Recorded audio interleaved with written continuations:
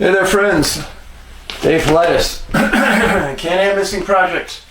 It's our executive producer, Huck. That's Huck L. Berry. Yes. And she's here. She's going to supervise production. And she's all excited. You could tell. All right. Couple things to tell you today. Dave has actually been super busy. Yes, super busy. Tonight, had a film crew come into Montana and film an interview with me about my movie. Their interview will be up the day it's released on December 1st. Tubi and Amazon, you can watch it, or you can buy your DVDs and Blu-rays from me at missing411.com, along with my next book, which is the same as the title of the movie. Whatever we couldn't fit into the movie, I put it in the book. And I felt it was important. And in fact, in the interview tonight, they asked me, Dave, what is in that book? I said, well, can't let it out of the bag, but some of the interviews with the researchers that I had were an hour and a half, pushing 2 hours. And you're seeing only 10 minutes of the actual interview in some instances, so I had to put in the book what was said and what it all meant. So, missing411.com. Last couple times we've talked about bears.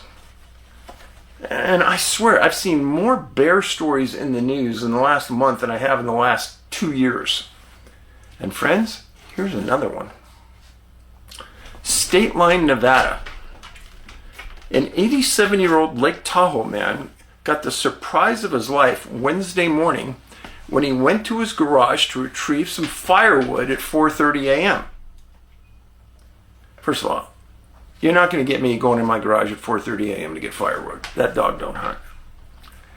When he opened the door to the garage, he encountered a bear inside that he estimated to be 250 to 300 pounds. The bear had entered the garage from a door connecting the garage to the backyard. Rule number 1, when you live in bear country, garage door, side doors are always closed and locked. According to an investigation by the Nevada Department of Wildlife, the bear then scratched the man who was retreating into his home. The bear followed into the Kingsbury Grade area home. So my folks always had a home in that area of South Lake Tahoe. There's South Lake Tahoe, and it's split between half in California, half in Nevada. As you're going from California to Nevada, you know you're in Nevada because these giant casinos are there. The first major right-hand turn after that is Kingsbury Grade, which goes up to the Nevada side of Heavenly Valley, which is very good skiing. But that road up into the mountains, all kinds of wildlife up there. The bear was frantic and encountered barking family dogs once it entered the home, and it then tried to find an exit. Bears don't like dogs. The bear scratched at the bedroom door of the couple, and the man's wife, also 87, opened it thinking it was the dogs trying to enter. The bear scratched her as well. I'm not into killing things, but I'm sorry. At this point, that bear's in the home. It could be a dead bear. The couple's granddaughter was in the home. Now, this is what I would be worried about. And ran to open all exterior doors in an attempt to get the bear outside. The bear exited, and first responders were called to get attention to the wounded couple. The male was able to drive himself to the hospital where he received stitches. His wife was transported by ambulance, and she received 20 stitches. That's a bad wound. Both were released after being treated. They also received rabies shots. Nevada biologists were at the scene doing their investigation the following morning. They collected DNA from scat, footprints, and hair found inside and outside the home in the garage. A trap will be set to try to catch the bear, a Nevada wildlife spokesman said. They take all human bear encounters seriously. Their biologists applauded the granddaughter's quick thinking in getting all the doors open so quickly. That was brilliant. The homeowner told authorities he watches the local bear activities and has never seen bear that entered his home before. Nevada Wildlife wants to remind everyone in the Lake Tahoe Basin that this is the time of the year bears enter hyperphagia, where they need to eat consistently and consume as many calories as possible for the winter. They want residents to remove attractants such as bird feeders, secure dog food, trash cans, anything else that can be food for bears. Always keep home and car doors locked. On the back deck of the Kingsbury home, there was a small bag of bird seed, and in the garage was a bear-resistant trash container and pet food.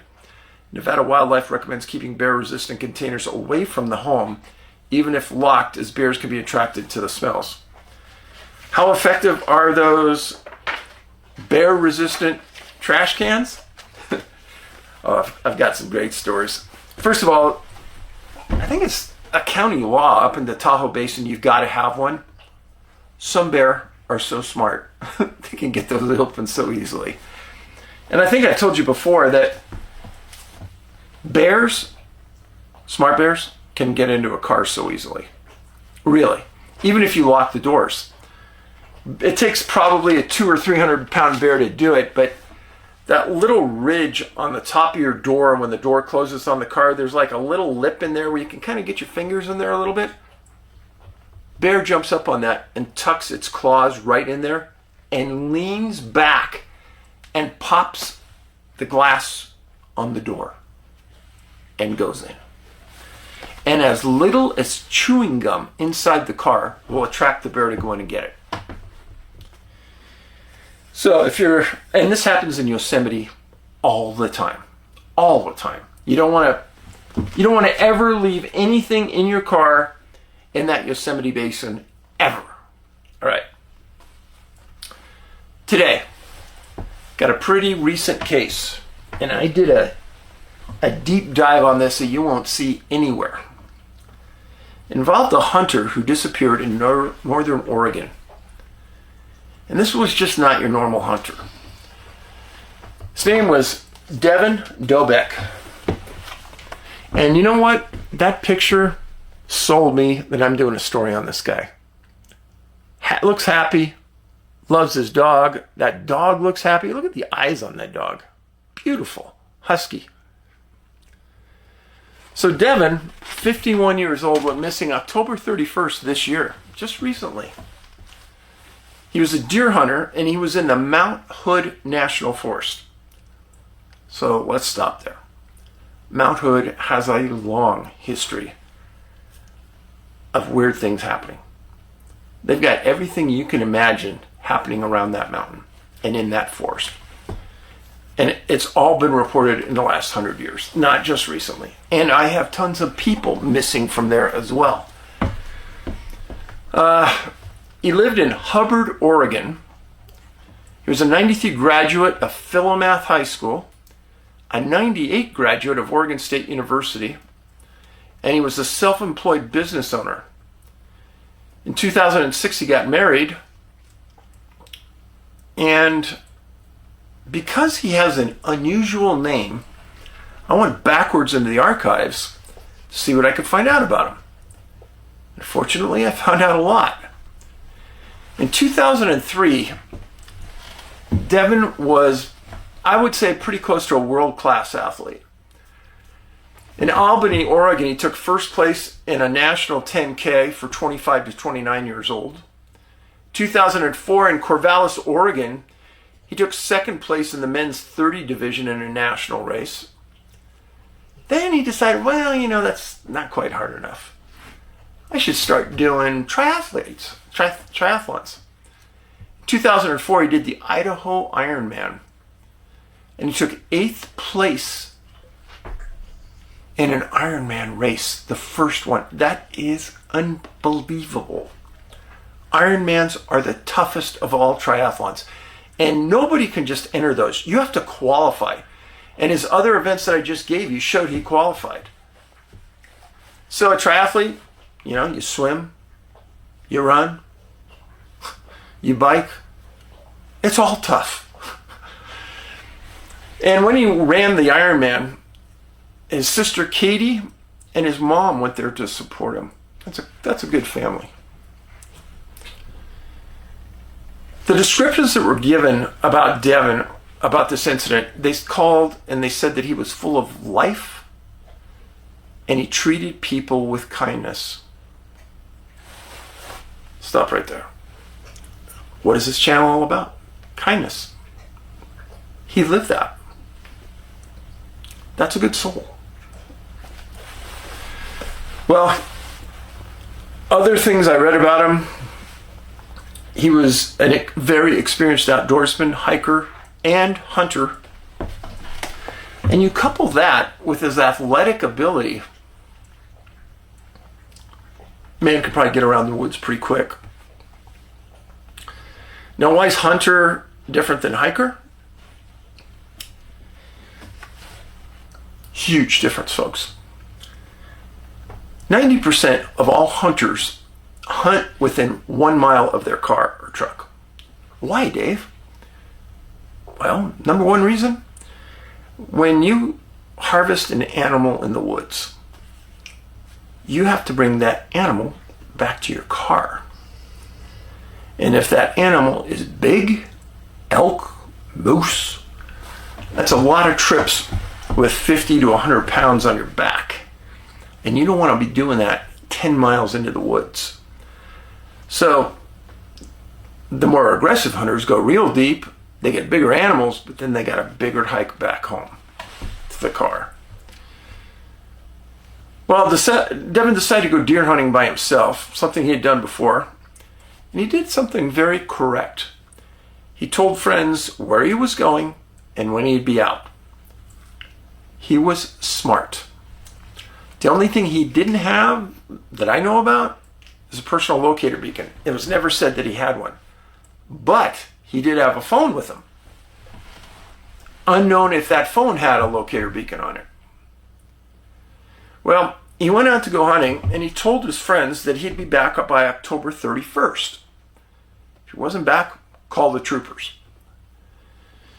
Again, he's hunting in the Mount Hood National Forest and he's near the Fish Creek Mountain Trailhead. Now, give you some perspective. This is Portland. This is the Columbia River right up here. It flows right just on the north side of Mount Hood. Here's Mount Hood. He's hunting right here. This is all national forest, all out through here. He was hunting in this area and presumably going that way. This is way out there in the middle of nowhere. Gotcha?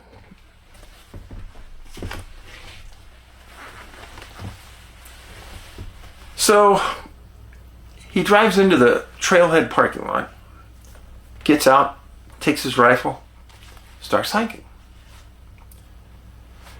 Well, not long after that, his friend gets a text message from him. Coming home early, harvested an animal, I'll be back soon. I'll be back early, that's what he said. So, Devin harvests an animal. First thing you have to do is you have to clean it. Because the longer you leave the innards inside any animal, the quicker the meat rots. So as soon as you put it down, you got to go over there and you got to get it all out. Number one, it makes it a lot easier to carry out if you're going to carry out the whole animal. And that's why sometimes people put them on carriers and pull it out. Other times, they'll clean it, gut it, and cut out everything they want right there, put it in bags, put it in your backpack, and go. Not sure what Devin was doing this time. Unclear. But he tells his friend he's got a deer. So he cleaned it. And there was enough time that passed, you would presume he was coming out with that deer.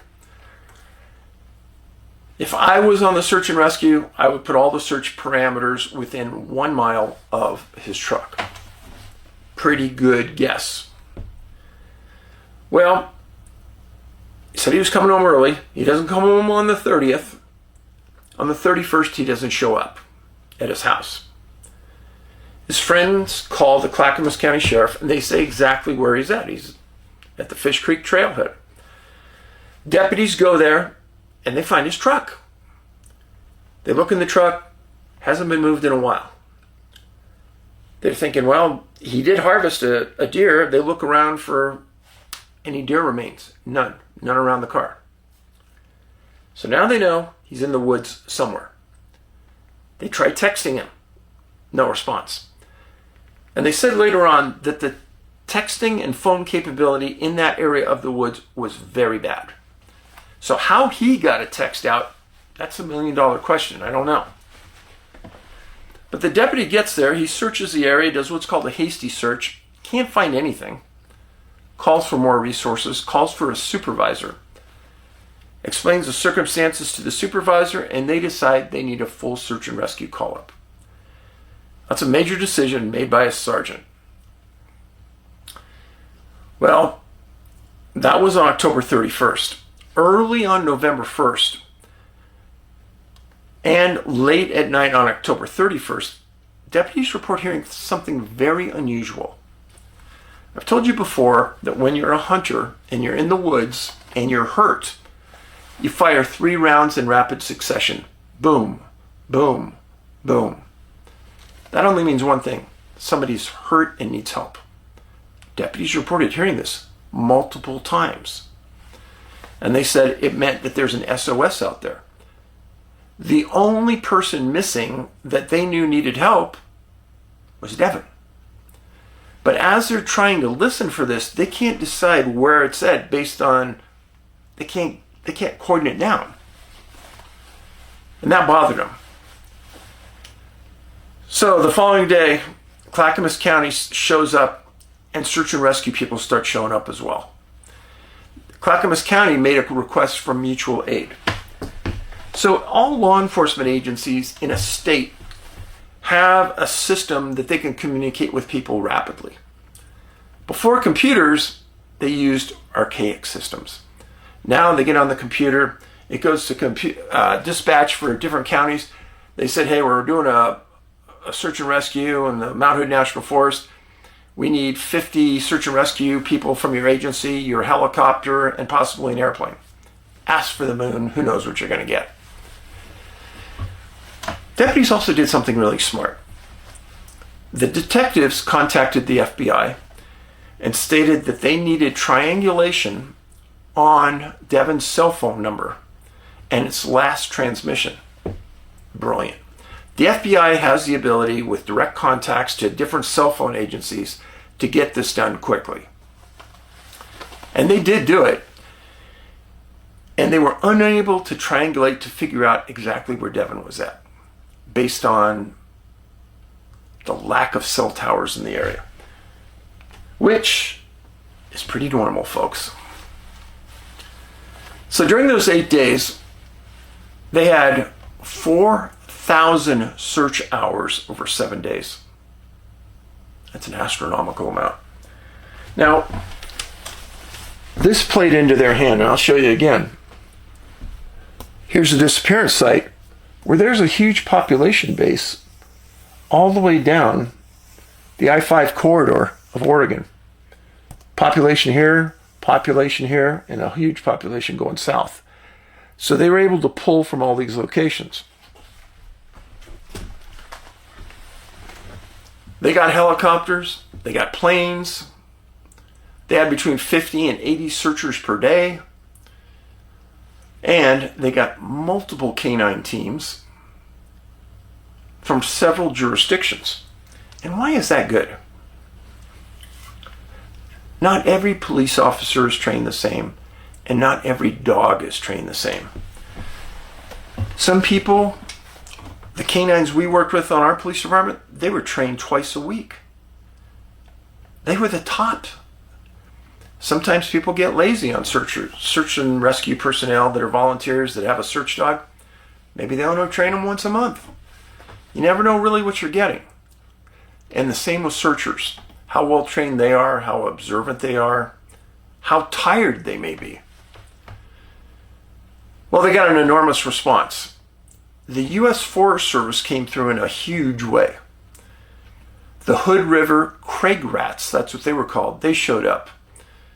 The Deschutes County Sheriff, Hood River Sheriff's Office, Polk County Sheriff's Office, Washington County SO, Lake Oswego PD, FBI, the Army National Guard of Oregon, and the 304th Rescue Squad of PJs.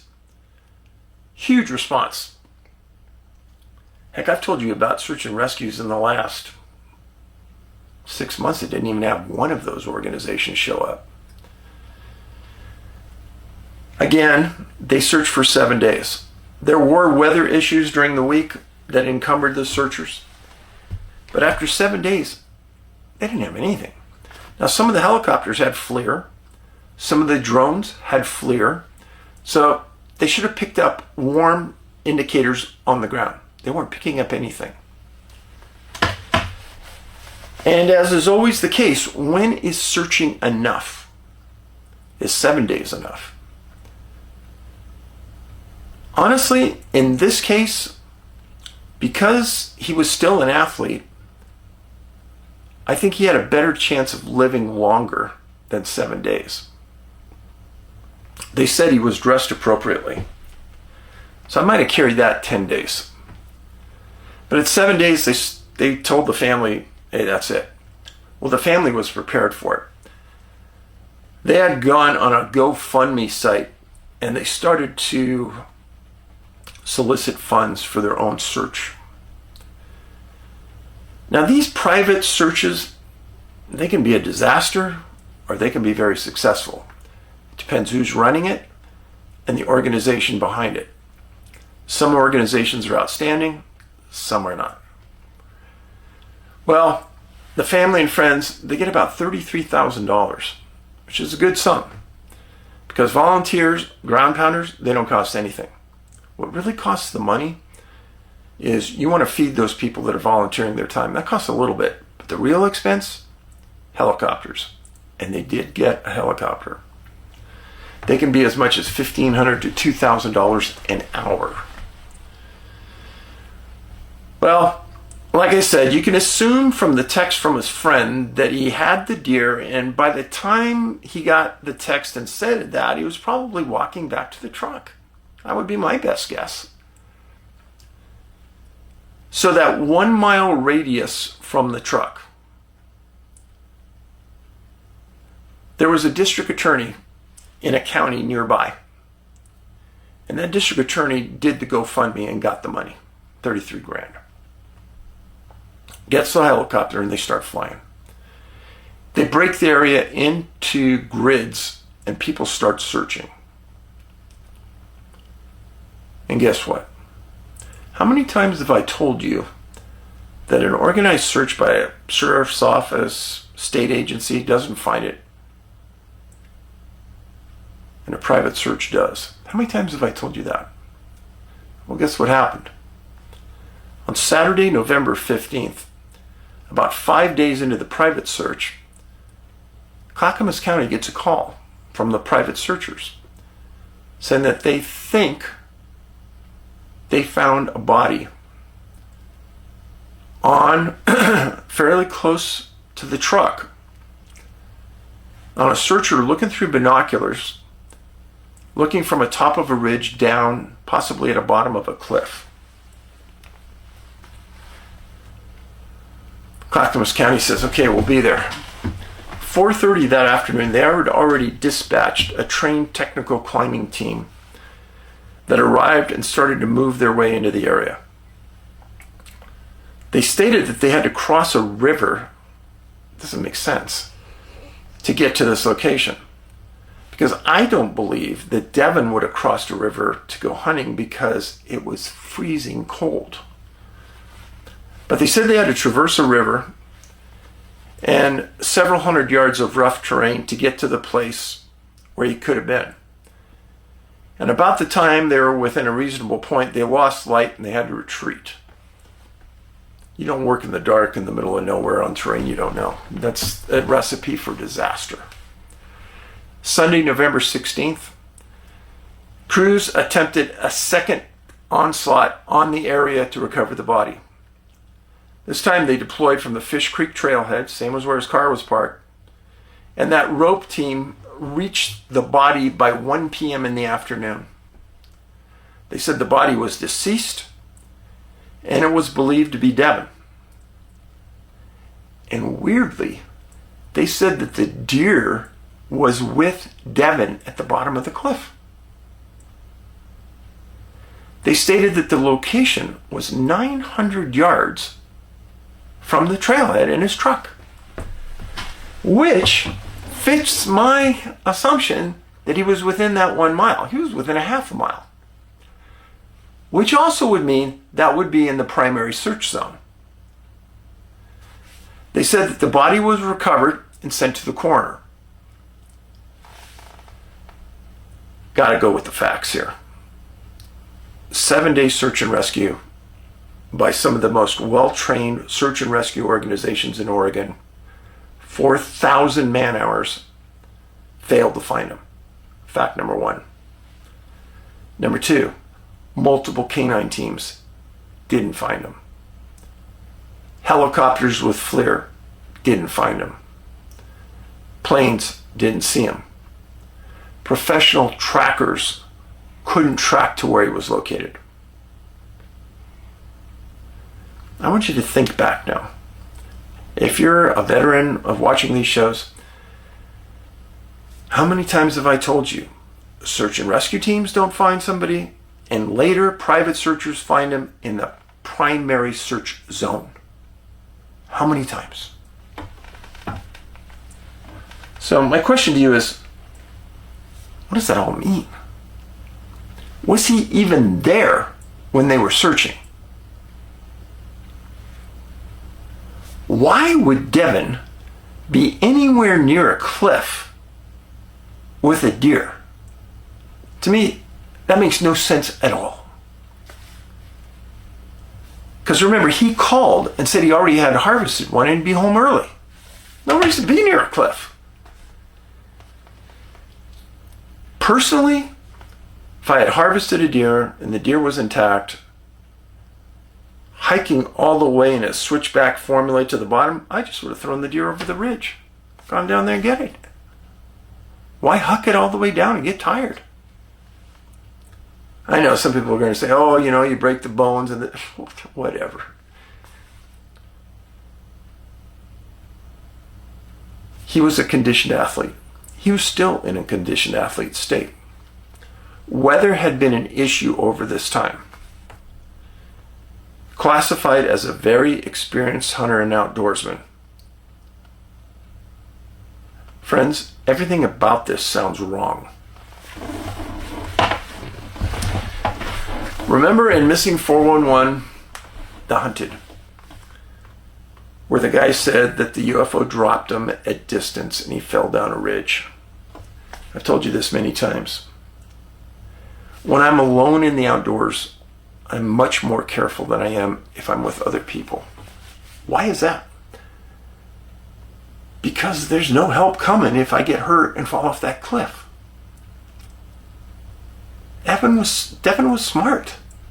Why would he put himself in a position of danger? Could this be, and I've highlighted dozens of cases of people who have fallen in areas that make no sense at all. Remember the craft that the hunter was in The Hunted? Those entities were interested in elk and took them and put them on the craft.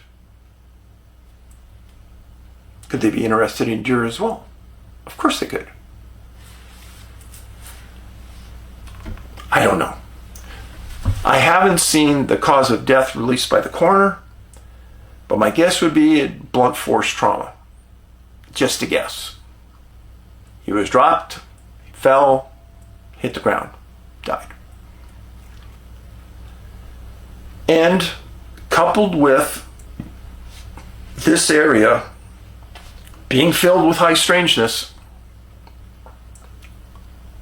a very, very unusual case. Now, I want to thank you for being here. Very much so. I'm doing 2 events this year. One in Ocala, Florida. One in Gatlinburg, Tennessee. For the same organization that runs the cruise that I was just on. And lastly, We're doing the Bigfoot Alaska cruise, except one thing. It's now called the Missing 411 Bigfoot Alaska cruise. They dedicated half the cruise to me. Thank you. So I hope all of you can find the gumption and a way to be on that ship, because I guarantee you will have fun. And you'll have some great meals, and you will meet some people with similar interests who are extremely polite and fun to be around. So, if I can't see you on the ship, I'll see you at one of those conferences. And remember about kindness. Kindness is free. It doesn't take an effort.